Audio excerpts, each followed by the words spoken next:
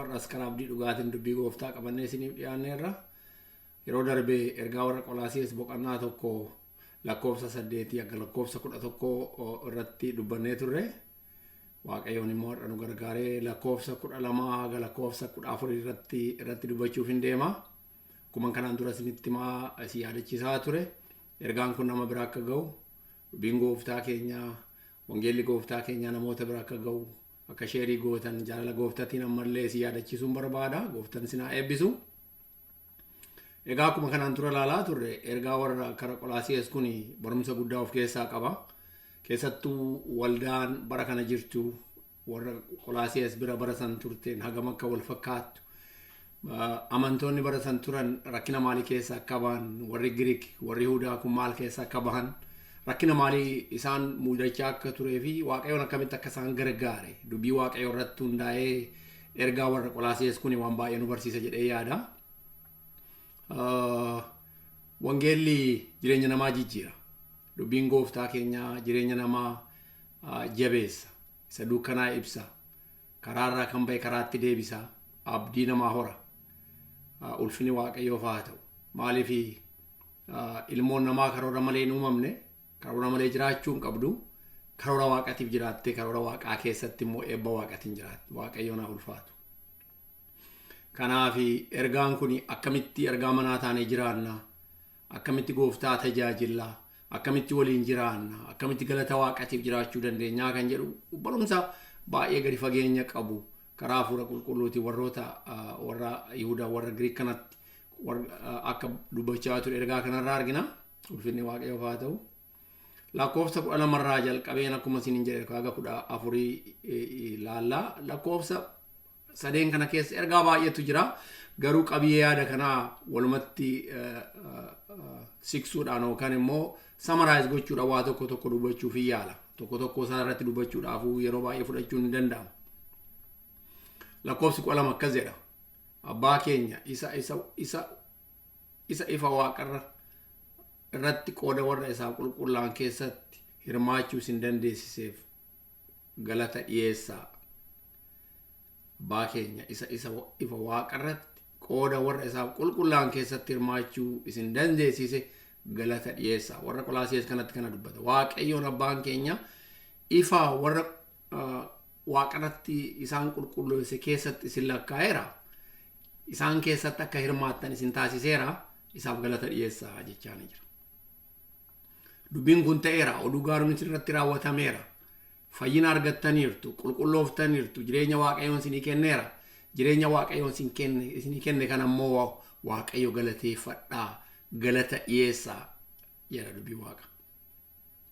Akkuma kanaan dura dubbachaa turre warri Qolaasiyaas kun baay'ee rakkachaa turanii waldaan kun bakka baay'ee cimaa ta'e bara san bakka magaalli kun daldalaa fi bakka beekamaa keessa turte kanatti daldala jireenya biizinasii gurguddaa keessa jiraate keessatti dhaabattee bakka xuraa'inni adda addaatti gaggeeffamu keessatti dhaabattee waldaa kana garuu Waaqayyoon yeroo jajjabeessuudhaaf yookaan immoo bara san amantoota jiraatan kana jajjabeessutti dubbachaa ture asirraa argina. Abbaan keenya Waaqayyo abbaan keenya ifa waaqarratti warra qulqullaan taasiseef waaqarratti qulqullina jira, ifa jira. Waaqayyoon jireenya isinii kenne kana Waaqayyo galateeffadhaa. Isin dandeessiseef galata dhiyeessaa jedha. Qualified kan Waaqayyo isin godhe kanaaf. Akka jecha biraatiin qualified Waaqayyo isin godheera. Wanni tokko qualified kan ta'u yookaan immoo wanni tokko kan dandeessifamu yoo Waaqayyo nama dandeessiseera. Akkanumatti lafaa ka'ee hin danda'amu. Tapha tokko taphachuudhaaf qualification qaba yookaan immoo dandeettii tokko darbuu qaba. Ulaagaa tokko darbamuu qaba. Waaqayyotu qualify isin godhe. Waaqayyotu waan kan akka dandeessan akka keessatti qooda fudhatan isin taasise Waaqayyo kanaaf galata dhiyeessaa. Waaqayyo kana galateeffadhaa galata isaatiif gadi of deebisaa jedhee warra Qolaasiyaas kanatti dubbachaa jira. Isattu akka hirmaattan isin taasise. Hirmaannaan kun ifa waaqarratti ta'e keessatti. Ifa eessatti ta'e? Tokkoffaa ifa, lammaffaa ifaan kun ifa waaqarratti ta'e. Warra isaaf qulqullaan keessatti Waaqayyooti isin hirmaachise. Yaa nama Waaqayyo, akka saba Waaqayyo, boleeyyan obboleettiiwwan. Namoonni kana dhageessan hundumaa abbaan keenya Waaqayyo ifa waaqarratti warra isaaf qulqullaan keessatti akka hirmaanu akka taanu dandeessise isa malee namaa miti. Nu mataa keenya miti. Dandeettii keenya miti. Beekumsa keenya miti. Akkuma yeroo hunda jennu. Waaqayyotu kana raawwate. Ulfinni Waaqayyoof haa ta'u. Galata dhiyeessuudha nurraa kan eegamu Waaqayyoon dhumarratti kan dubbatu isaaf galata dhiyeessa. Waaqayyoon ifa keessatti warra ifa keessatti qulqullaa wajjin isin qulqulleessuu dandeessiseera. Isin hirmaachiseera. Waaqayyoof galata galcha. Galata galchuudha Waaqayyoof kan jireenya Waaqayyoon jireenya keenyarraa arguudhaa barbaadu. Waaqayyoon yeroo hundayyuu jireenya keenyarraa hubachuu barbaadu. Ijoolleen isaa qulqullaa'u keenya ifa waaqarratti arguu keenya isa keessatti hirmaachuu keenya Waaqayyoof galata galchuu nurraa eega. Waaqayyoon ulfinni Waaqayyoof haa ta'u. As keessatti gaafa argitan kaa dhaaluu argitu. Qooda akka fudhannu kan jedhu kun dhaaluu keenya. Dhaaluu wanni tokko dhaaluu kan danda'amu wanna jiru tokkotu dhaalama waan namatti dhaalamu jira nu immoo hin dhaalle jechuudha. Dhaalli Waaqayyoo irraa dhaalle kun dhaala akkamiiti? Dhaala Waaqayyoon gaarummaa isaa ijoollee isaatti dabarse. As keessatti qooda fudhattaniirtu yeroo jedhu dhaaluu keenya hima. Qooda fudhachuu keenya hima. Hirmaachuu keenya hima. Ulfinni Waaqayyoof haa ta'u. Ergaa warra Roomee boqonnaa 8:17 gaafa arginu akkas jedha. Nu ijoollee Waaqayyoo erga taane warra hundumaa argannu taana. Waan kana hundumas Waaqayyo biraa hin arganna. Kiristoos wajjin erga dhiphanne isa wajjin immoo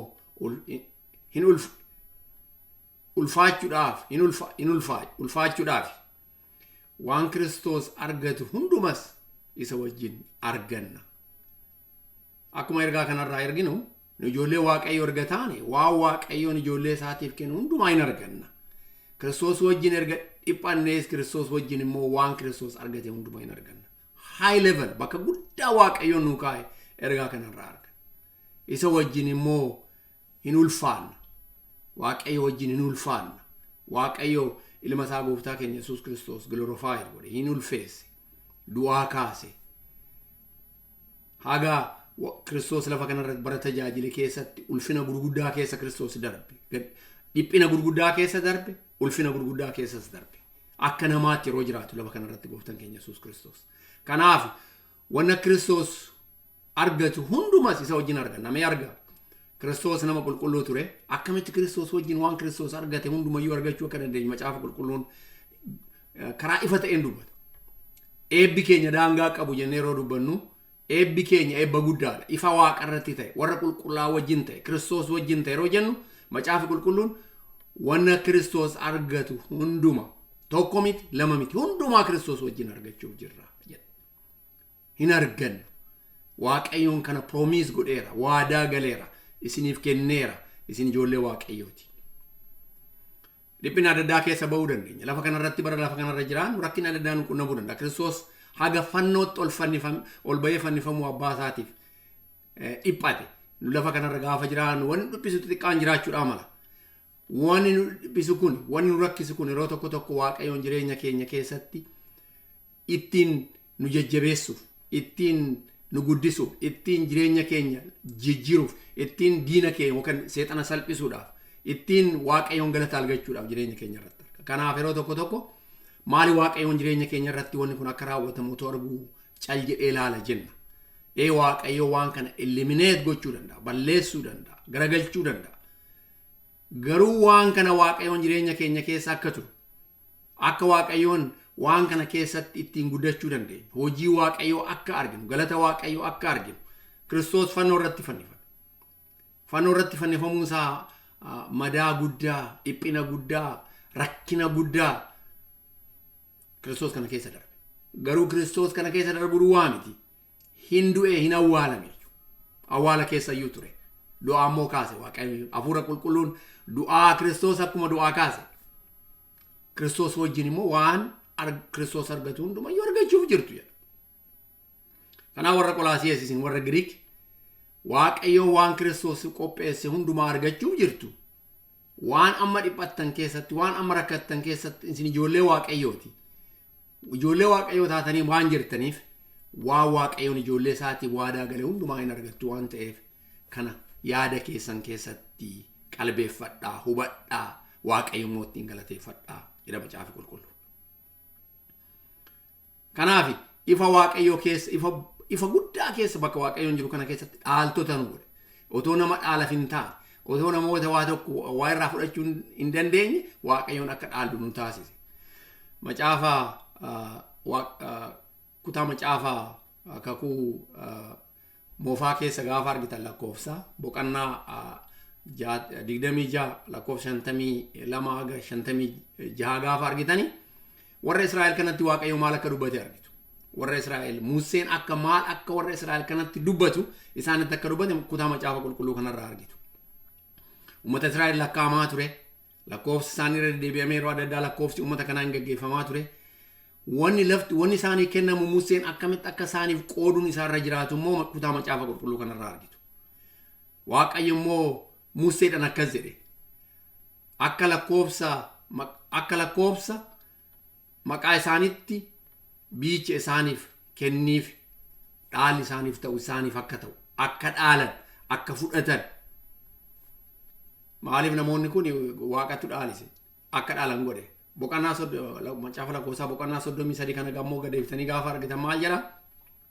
Boqonnaa 33 lakkoofsa 51 haga 54 uummata Israa'el erga Yordaanos ce'anii booda akkamitti akka lafti isaaniif qoodamu akkamitti jireenyi isaanii akka ta'uun irra jiraatu lakkoofsa baay'ina isaanii waaqayyoon qopheesse kana isaan dhaalchisuu qopheesse kana Musee hirii fi maqaa isaanii kaasuudhaan dimaarkeeshinii isaa kaa'uudhaan akkaataa kanaan akka kaa'aman godhi jedha macaafa qulqulluun dubbatu.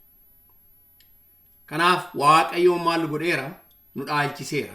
Waaqayyoon maal godheera waan Kiristoos wajjin argannu hundumayyuu Kiristoos waan argatu hundumayyuu hin argattu nuun jedheera. Waaqayyoon immoo hin sobu nama miti waaqayyo. Waaqayyoon nan dogoggore hin jiru. Waaqayyo jira wanni dhokatu tokko iyyuu hin jiru. Waaqayyoon har'a waan tokko dubbatee boru yaada jijjiiruu miti. Akka namaa miti waaqayyo. Jireenya keessanii obboleeyyan koo jireenya keessanii bahaa gala jenereeshinii keessanii maatii keessanii waaqayyoon nan godha waan jedhe lakki yaada koo jijjiiren jedhu waaqayyoon. Wanni godhu kuni waaqayyoon inni guddaan karaa gooftaa keenya Yesuus Kiristoos fayyina kennuudha. Fayyina arganne kun immoo eebba guddaadha. Dhiphina adda addaa keessa nu baasuu danda'a. Jibbina adda addaa keessa nu baasuu danda'a.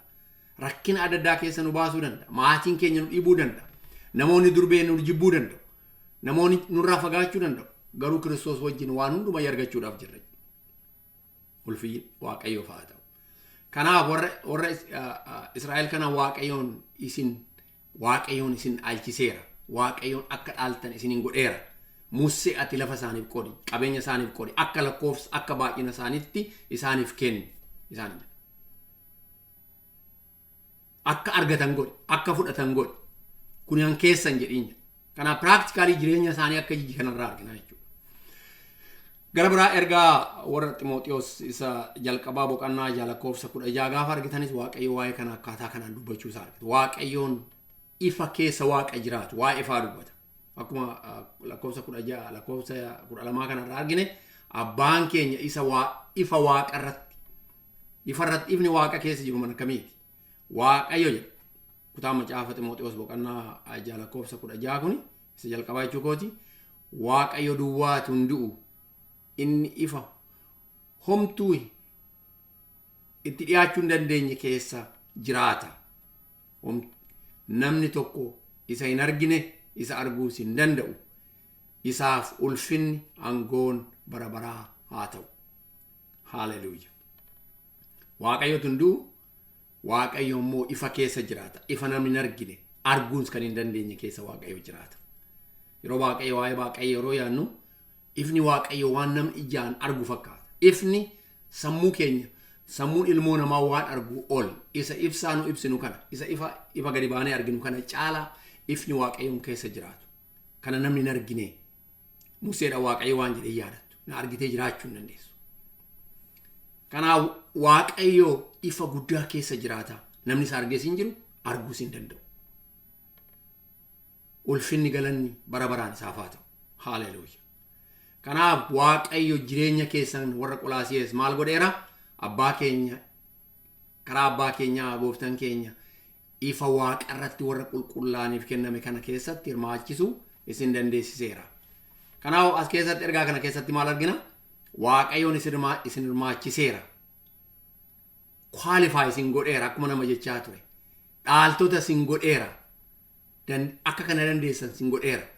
ifa keessa sin kaayera warra qulqullaa wajjin sin lakkaayera har'allee waldaa keessa warri jiru tajaajila gooftaa keenya Yesuus Kiristoos warri tajaajilu bahaagala keenya irratti karaa adda addaatiin hojii waaqayyoo kan hojjetu maatii keessatti haa ta'u fellowshippii kiristaanaa macaafa qulqulluu qeeyyabachiisuu kadhachuu karaa adda addaatiin faarfachuu keessa warri jiru hundi waaqayyoon jireenya keenya ifa namni arguu hin dandeenye keessa inni jiru galataaf ulfina guutuu kan fudhatu karaa Kiristoosiin waa hundumayyuu akka dhaallu waaqayyoon godheera ulfinni isaaf haa ta'u.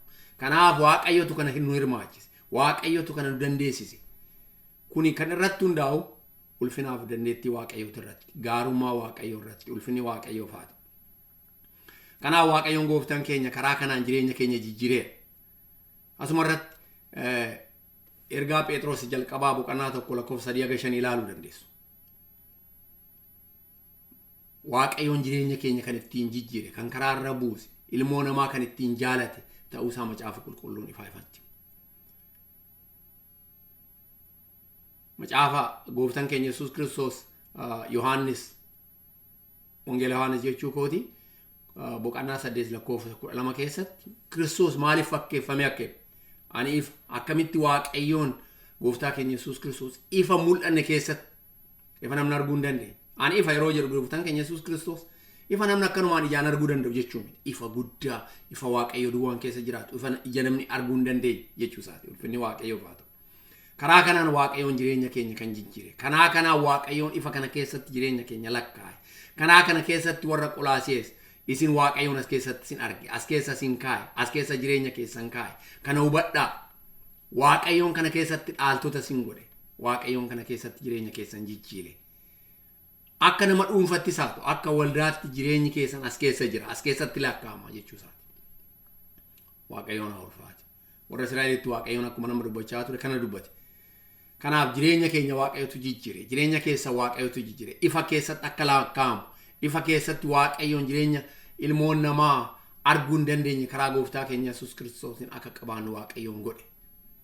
Hojii ergamootaa boqonnaa 20:32-26-18 ergaa Efesoon boqonnaa 1:11 bakka baay'ee irratti waa'ee ifa waaqayyoo kana ilaaluu dandeenya. Ifti waaqayyoo isa namni ijaan argu kana miti. Achi keessatti nu lakkaa'eeraa jedha. Nuyi jedha. Isin jedha. Abbaa qaba. Kuni poointii qaba. Yookaan immoo namatti dubbatu qaba waaqayyoon warra karaa Kiristoos Yesuusin fayyitaniif.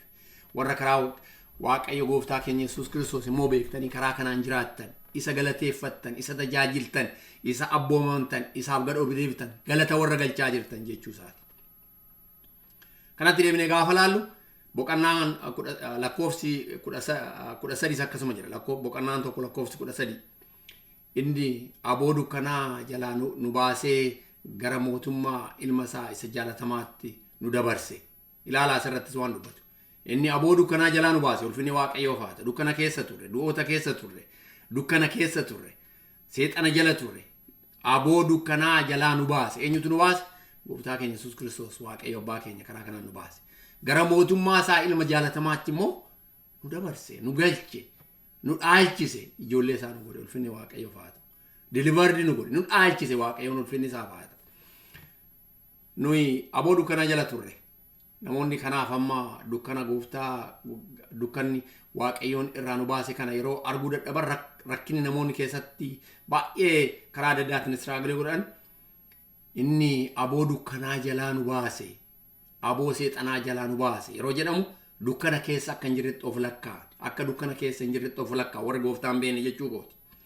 Namoonni gooftaan beekne aboo dukkanaa jala akka jirtan beeka.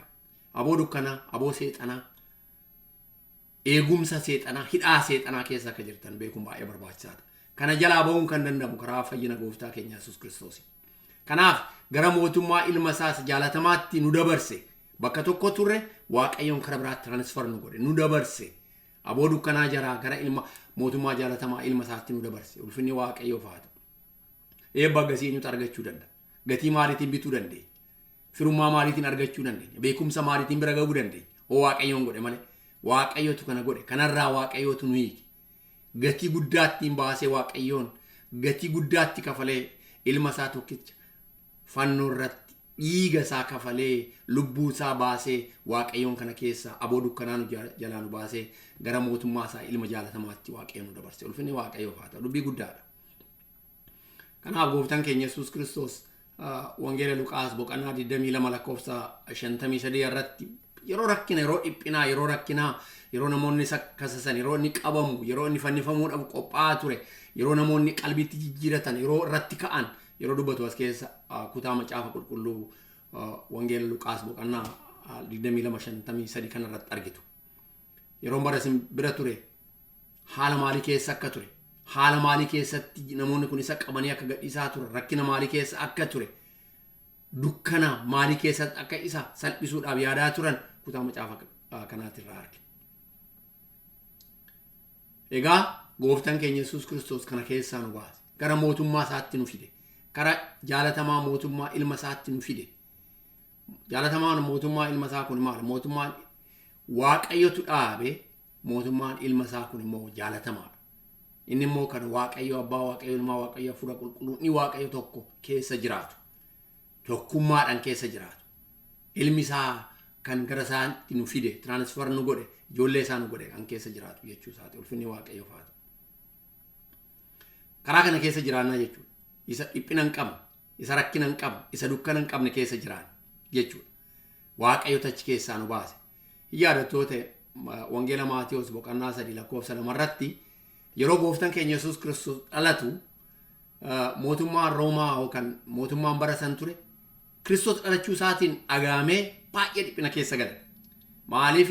Fayyina kan fidu, hiikama kan fidu, dukkanarraa nama saaquu kan fidu, dukkana aboo dukkanaa jala nama baasuu kana kan fiduu danda'u ilmi waaqayyoo dhalachuu isaatiin dhaga'uudhaan rakkina gurguddaa mootummaa kanarratti jeequmsi sochii guddaan akka uumame kutaa macaafa qulqulluu kanarraa argina. Maatiyos boqonnaa 3 lakkoofsa 2 irratti maal jedha?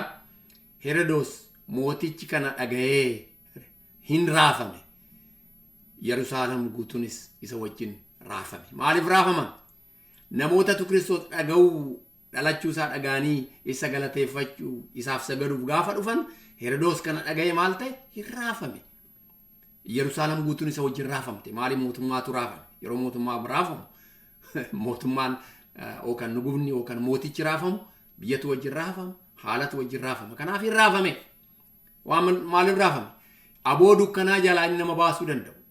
Mootummaa ilma isaa jaalatamaatti nama galchuudhaaf qophii waaqayyoon godhe kana seexanni waan argeef onnee Herodos kana isa amantoota hin jaalanne kana isa amantoota kana karaa adda addaatiin ari'uu barbaadu kana isa amantoota karaa adda addaatiin ajjeesuu barbaadu kana waldaa kiristaanaa gubuu barbaadu kana amantoota karaa adda addaatiin bool'atti gadi darbuu barbaadu kana jalaa waaqayyo isa baasu waan dhaga'eef Herodos mootichi isaa hin raafame. Yerusaalem guutuun isa wajjin raafamte. Seexanni yeroo hunda yeroo waaqayyoon jireenya keenya sirreessuu barbaadu hin raafamu.